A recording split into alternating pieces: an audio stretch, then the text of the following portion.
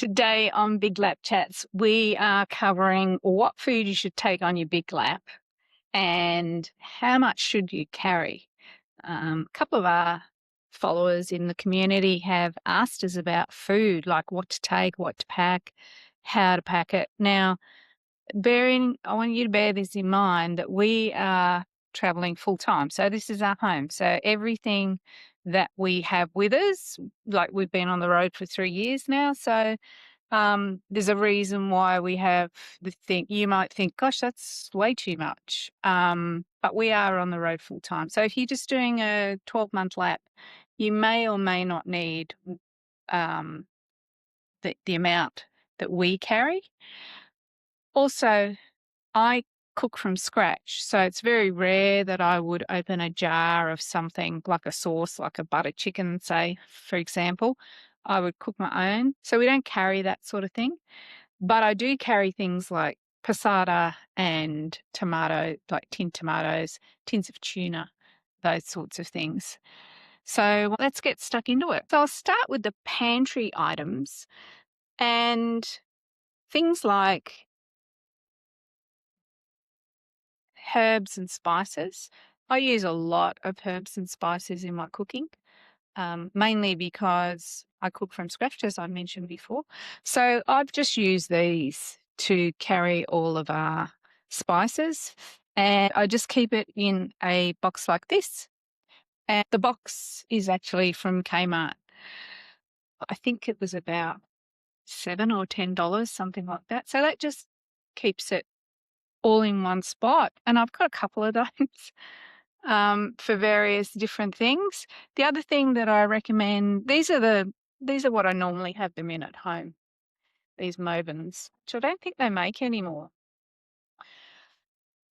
For the pantry, I use the steamer.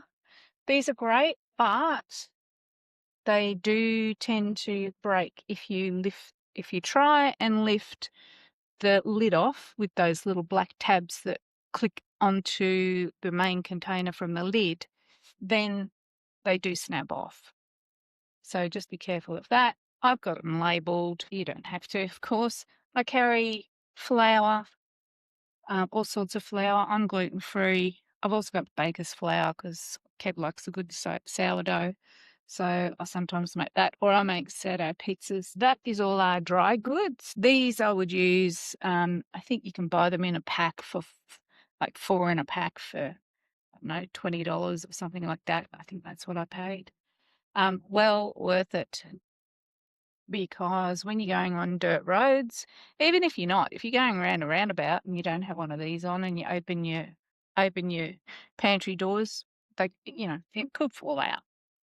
So the next lot is all condiments, oils, tamari, soy sauce, fish sauce, etc., etc., and then our dry goods. Now, bearing in mind, we have just come off the Gibb, so we're fairly well stocked because we're looking at doing the Tanami track as well. So always stock up on those really remote road trips if you're doing those remote road trips, because there's not a lot of availability of product along the way, especially fresh produce, and I'll talk about that. Now, one thing that I have started using is the Sealit, this little gadget here. It's a great vacuum sealer, and they come with various different size bags that you can seal and then vacuum seal. You seal the top and then you vacuum. I use those both in the fridge and also in the freezer. Now, our freezer, we were planning to do 2 or 3 weeks on the Gibb. We haven't. We've only done 7 days because we had some power issues going on. So our freezer is very well stocked at the moment. And those are the sealant bags that I've used. I also make my own stock and keep that in the freezer. And I also make my own rubs for chicken and beef and those sorts of things, and I keep those in the freezer as well. Into the fridge, and I keep everything in baskets in the fridge. I find that it's a lot easier to find things. These are from Kmart. They're all from Kmart, actually. And this big one is also from Kmart. I keep all my fresh stuff in there, so they have fresh meat. So we bought some meat in Broome at the butcher's there. I'd highly recommend him. It's a fantastic meat. And his snags, he's got some great snags. I keep this one free just for bits and bobs, eggs, things like that. And anything that we're sort of eating at the moment is open there. Highly recommend these. These are produce pods.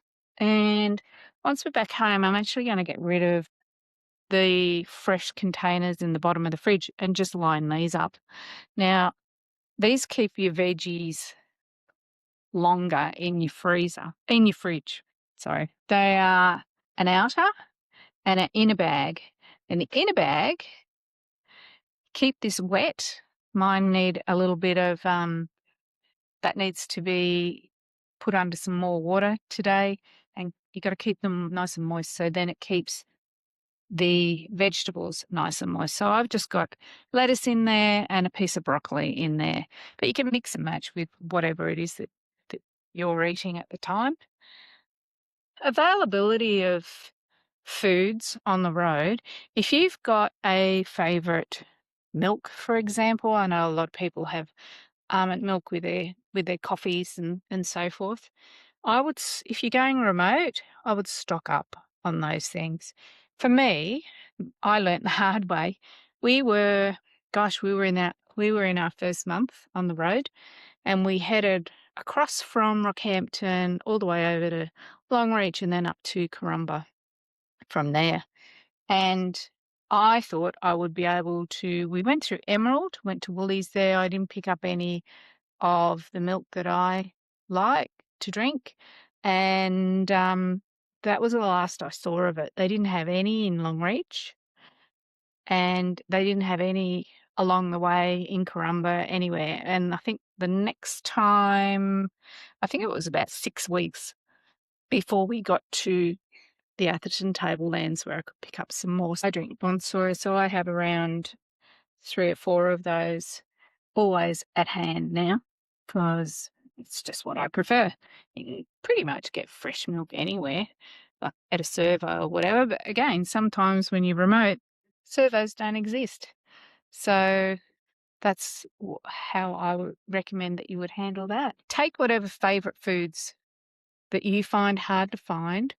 Definitely stock up. What I do with that fresh meat, generally I will keep the fresh in that container in the fridge and then stock up if we're going off grid, etc., for 1 or 2 weeks or whatever. If we're doing a big road trip, then I will kind of plan if we're going to be off away from supermarkets for 2 or 3 weeks, then I'll stock up and freeze. So things like I'll buy in bulk chicken thighs. Chicken thighs can go in anything from a curry, or you could pop it on a barbecue. You could do souvlaki with it, and things like tacos, that sort of thing. Burgers, I do a lot of smash burgers. I reckon we've eaten more burgers on the road than we've ever eaten at home. They're just a really good, quick and easy meal on the barbecue. And I make my own burger sauce for that, which is yummy. We haven't ever really relied on frozen vegetables, but I know a lot of people do. The only frozen veg I would keep in the freezer would be peas. If we were going somewhere remote, like doing a huge remote trip, then I would look at it. We'd have to be remote for over a month. Then I'd look at some frozen veggies. So it can kind of be a balance between how much do you take to overstocking to understocking. You know what you eat. You know how you travel. If you're doing a long stretch remotely, then do a little bit of meal planning. I mean, it doesn't have to be, I'm going to have this on Monday and that on Tuesday. You just need to know the number of days, the type of food that you like to eat and cook, or cook and eat, and then work backwards from there. The other thing that happened to us when we were travelling, but this was on the PDR, we were heading up to the Capes, the first time that our fridge door had flown open. We've been told all sorts of theories for this. It's just this fridge.